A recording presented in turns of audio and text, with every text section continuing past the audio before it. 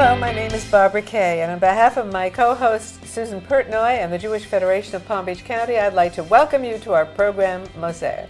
Our focus today is to try to work together to create a world without hate. We'll be back with our guests and our program after this brief message.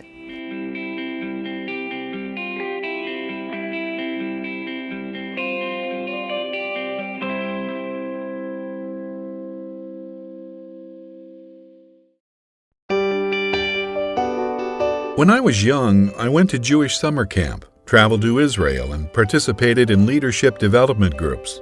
Today I'm teaching my children that being part of the Jewish community helps keep our heritage and traditions alive and vibrant, and can be fulfilling, exciting, and fun. At the age of 90, I started a second career, delivering meals to homebound seniors. Because I'm a senior myself, I know how tough it can get. If somebody is in trouble and needs help, we need to be there for them. As Jews, it's who we are. It's what we do. When my family needed help, we turned to the Federation, and they were there for us. How good it was for us to know that we are not alone. Community, like every gift, counts. Together, we can ensure a vibrant Jewish future. Federation and you, changing the world together.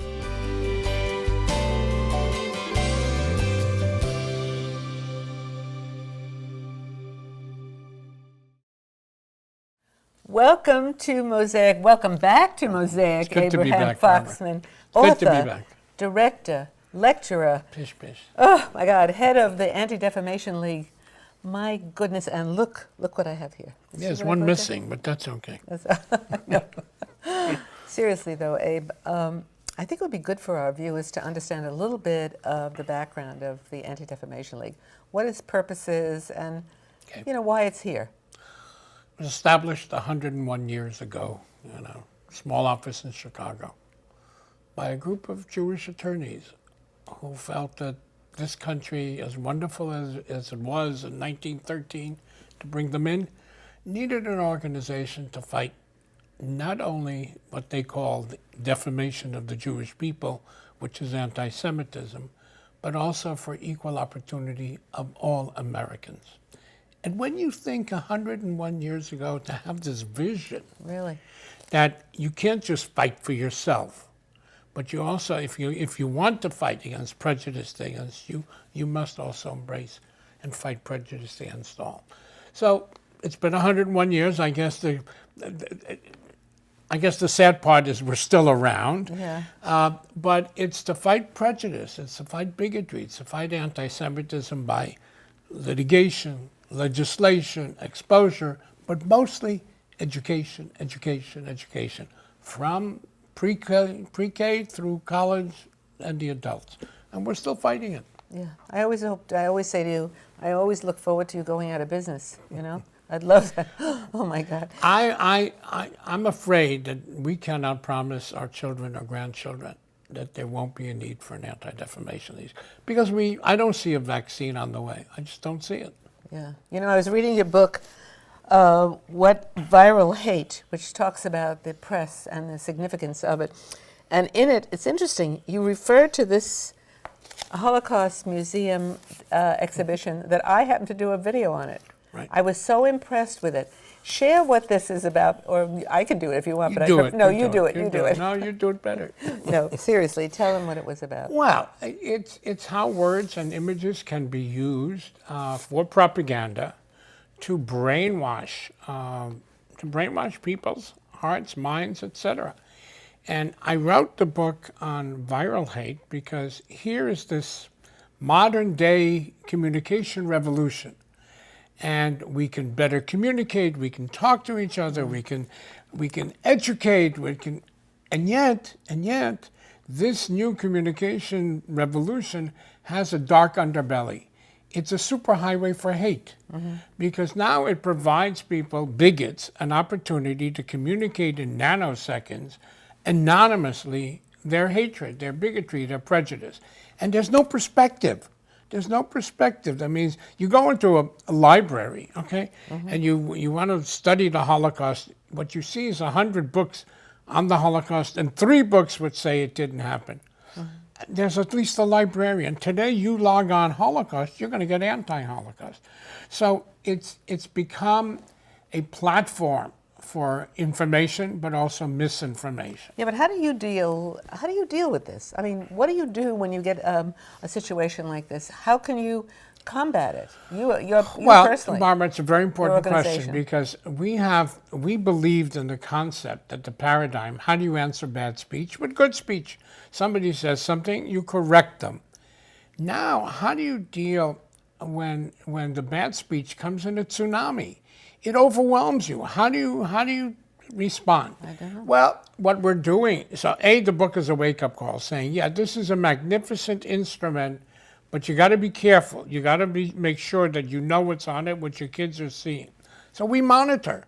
Listen, I have web monitors working for the Anti-Defamation League. If you said to me 20 years ago, Abe, you're going to have web monitors, they're going to monitor, they're going to analyze the web, I would say, what are you talking about?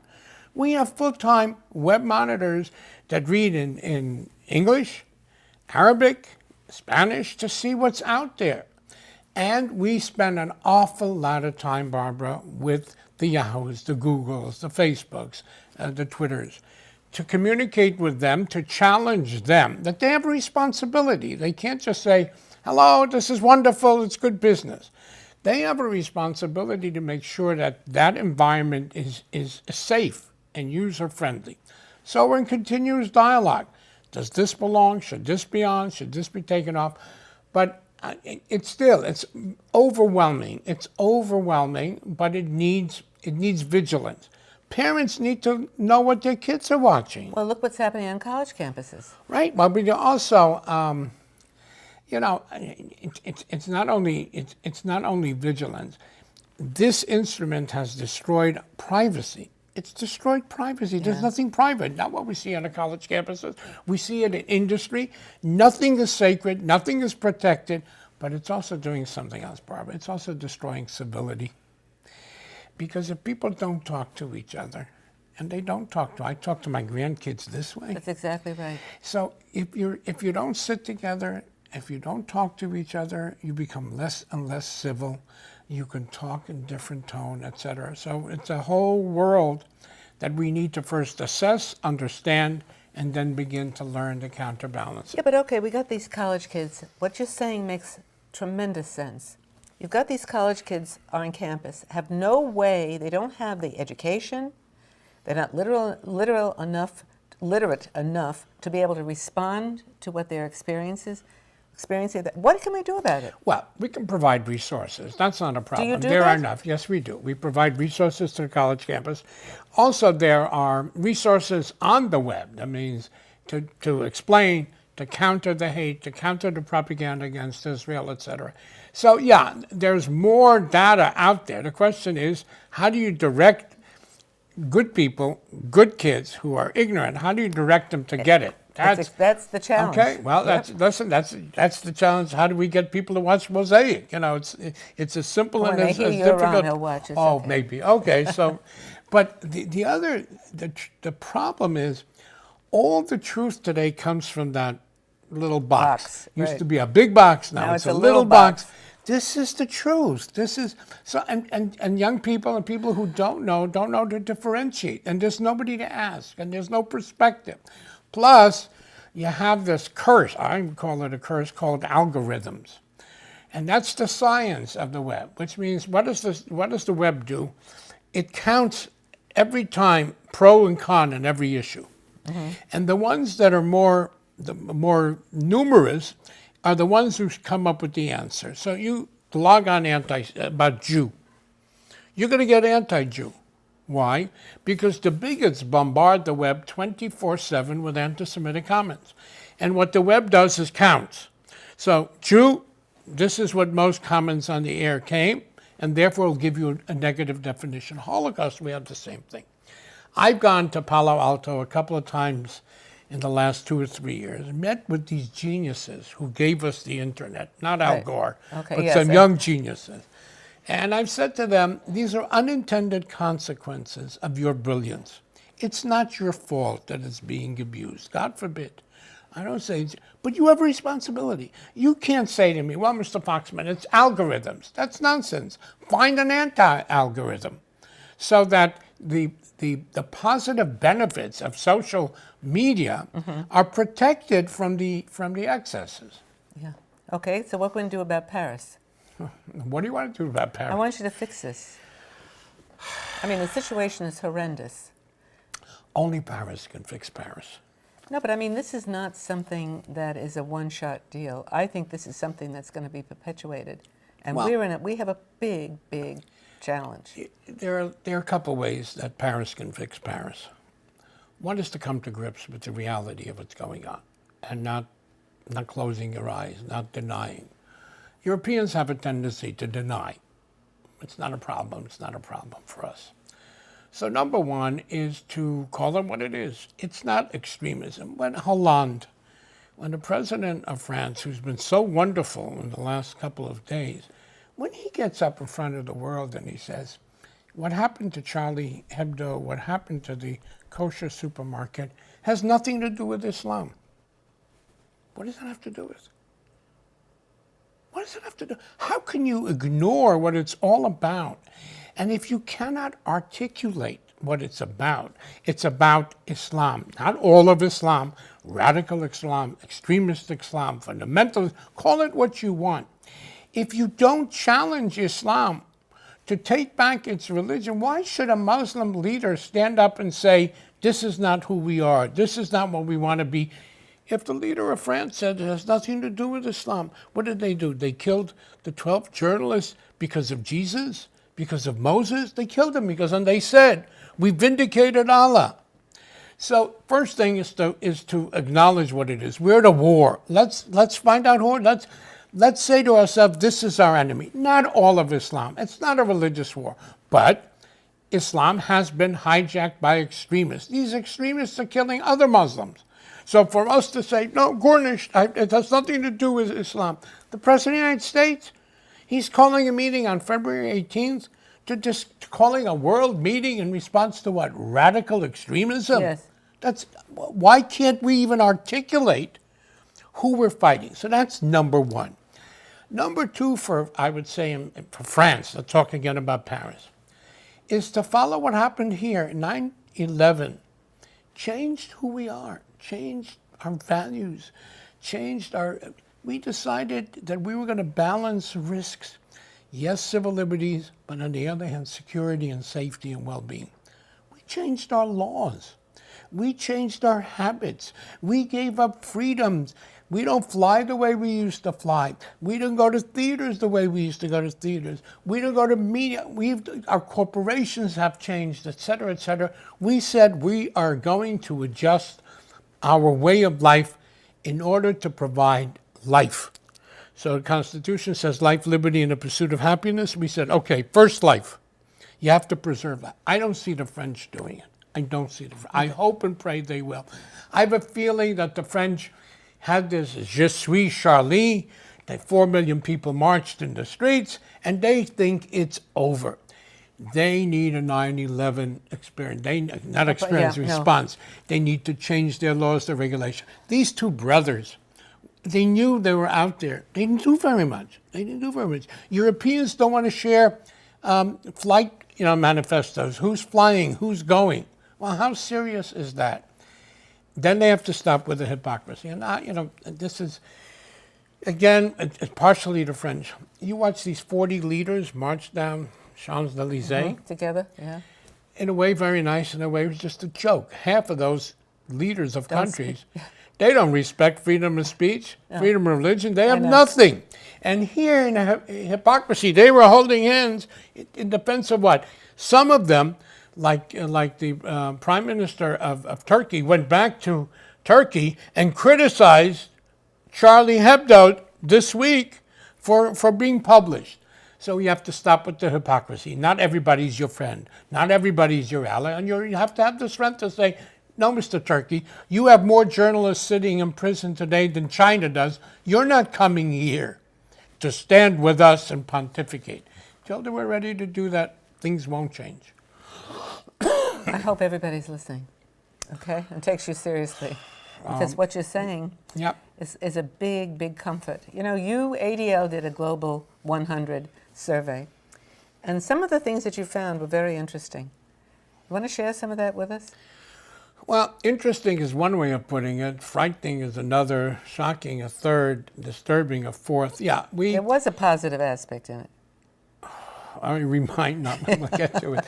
There was. It really started with a gentleman by the name of Leonard Stern came to me and said, you know, Abe, I worry about anti-Semitism, but all I have are anecdotes. Is there a way that we can measure? And I said yes or no. It's not a science. Anti-Semitism can't be measured scientifically. But yeah, we can assess what's out there.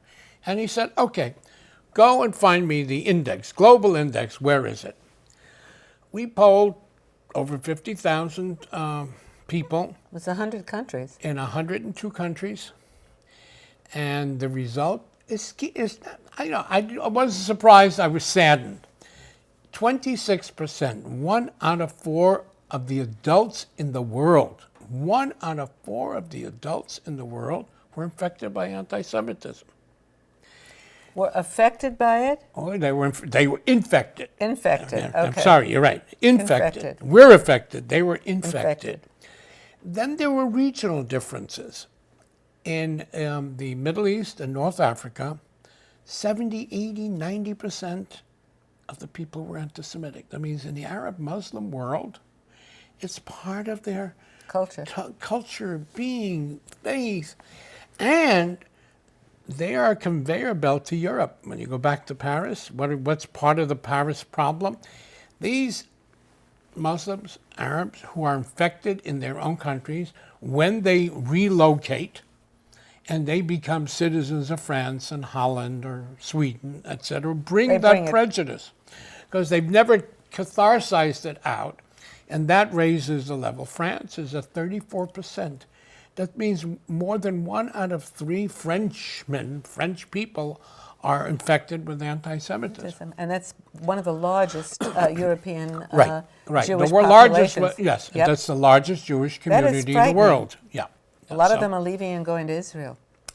I would be careful about saying a lot. Well, you know, I think there was... It doubled from 3,000 to 6,000. There's still 500,000-600,000 Jews in France. We're not going to see a mass exodus.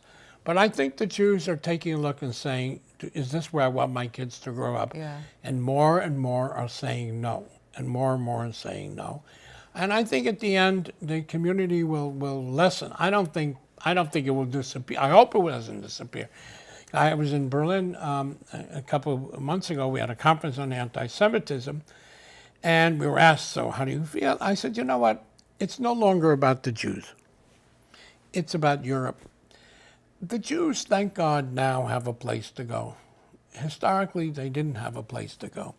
Today, they can go to Israel. They can go to America, maybe Canada, maybe Australia. It's about Europe. If Europe does not protect its own values, its own democracy. So we go back to, we say the Jews are the canary in a coal mine. If you want to know whether a society is democratic or fair or decent, ask how they treat their Jews. And if you find they don't treat their Jews well, chances are it's not a democracy. Chances are there isn't great freedom, etc. So yeah, here it started again with you. But at the end of the day, it's about Europe. Unless Europe is ready to stand up for its own values, forget about the Jews. If it does stand up for its values, the Jews will stay. But if it permits the Jews to be singled out, if it permits the Jews to be harassed, it's not really a democracy. And the Jews won't be there. Yeah. You know, Abe, I think it's very important. Everything you said is critical in terms of relationships and having the ability to discuss things with other people, getting to know other people. It's very important for local areas to develop their own form of education.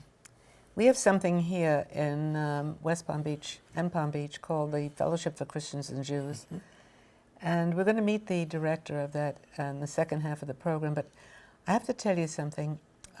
It's always a pleasure to talk to you. I wish we came together to talk about good things. Really good things, but whatever. We're going to work together. Soon. Thank you. Thank you, special. Thank you. We'll be back with the remainder of our program right after this brief message. Our Jewish Federation has accomplished so much, and still needs keep growing. You can help us do even more. Community, like every gift, counts. Together, we can ensure a vibrant Jewish future. Federation and you, changing the world together.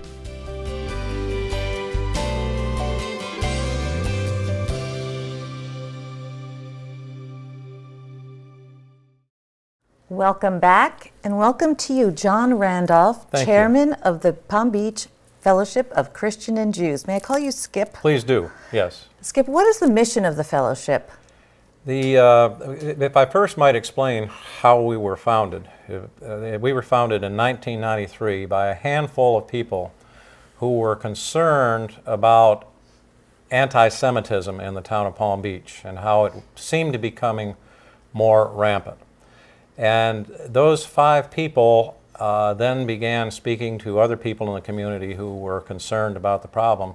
And from that, the fellowship came about. And our mission is through education, dialogue, and fellowship, i.e. getting people together with each other, to have people understand each other and to respect each other for their similarities and for their differences.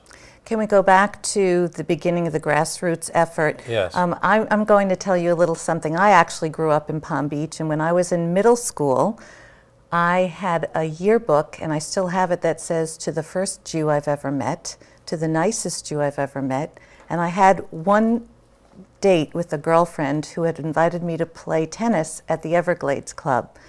And she came back the next day and she said, "Oh, Susan, I'm so sorry. My grandmother said you can't come because you're Jewish." Oh my goodness. So when I heard that this was a grassroots effort in 1993, I thought that it was a terrific and desperately needed, from my childhood experience, organization. Do you want to talk about some of the prejudices Yes. that you had? Well, those are the same kinds of experiences that were present which caused this group to get together. I heard stories, and keep in mind that I had not been, as a Christian, I had not been close to this, and I had not been hurt by it. I had not suffered as a result of it, but I heard terrible stories about how Christian and Jewish young people could play together until a certain age, and then when they became a certain age, it was no longer accepted for Christian children to come into Jewish children's homes or have parties with them and that sort of thing. That was just something that was told me. Again, I hadn't experienced it, but it's the kind of thing that I heard about. And then, of course, we always heard about discrimination in certain clubs and how Jewish guests could not come to clubs. It was clearly understood that members of those clubs could not be Jewish back in those days, but they had a guest policy that you just alluded to, that you could not have a Jewish guest. And so those were the kinds of things that the fellowship was aiming to try to make some inroads, to make some change. So now, in the past 22, you've been in existence for about 22 years. Yes. Tell us about some of the progress that you've made in terms of tolerance and acceptance. It's always difficult to determine what kind of progress you've made in the minds of people. But we have seen the guest policy eroded, if not completely go away. And again, I can't confirm that, but I understand that there's no longer a guest policy where in certain clubs, where people cannot invite Jewish guests. Tell us about some of the programs that you offer. Yes, we are very excited about this year's programs, but this year is typical of what we've done in previous years. We have an annual dinner Our annual dinner this year is going to have Dr. Katrina Lantos Sweat, who is involved with a human rights organization, and she's a professor at Tufts University. I think she's the daughter of a Holocaust survivor, Senator Tom Lantos. That's exactly right. She's the daughter of Senator Tom Lantos, who was, I think, the first and Holocaust, and maybe only Holocaust survivor in Congress. Mm-hmm. And so that's one of our programs. I believe that's February 24th, and that's a dinner that's going to be at the Beach Club in Palm Beach, interestingly. And we also have coming up on January 28th, Rabbi Mark Gelman, who is going to speak at a luncheon at the Cohen Pavilion. And he's going to he came to us actually several years ago when he had his partner, Tom Hartman of the God Squad, speak to us. But now he's, because of Mr. Hartman's inability to continue to be involved in the God Squad, Mr. Gelman, who is a nationally Rabbi Gelman, who is a nationally syndicated columnist, is coming to speak to us. Well, Skip Randolph, you are a very successful attorney, and you've been the chairman, I think, for most of this organization's existence. Where's your passion from? Wow. You're right. I've been chair for probably all but 3 or 4 years. I stopped. I thought perhaps 10 years of being chair was enough, so I resigned to give others an opportunity.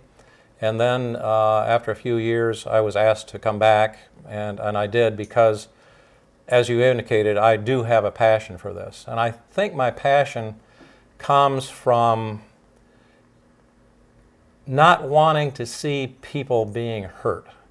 And I've seen an awful lot of people being hurt, not only through anti-Semitism, but through racism and this sort of thing. So I was hoping that through my involvement in this organization, I could do something to change that and to keep people from being hurt. Well, I want to thank you for all that you do. I know the fellowship is thrilled to have you.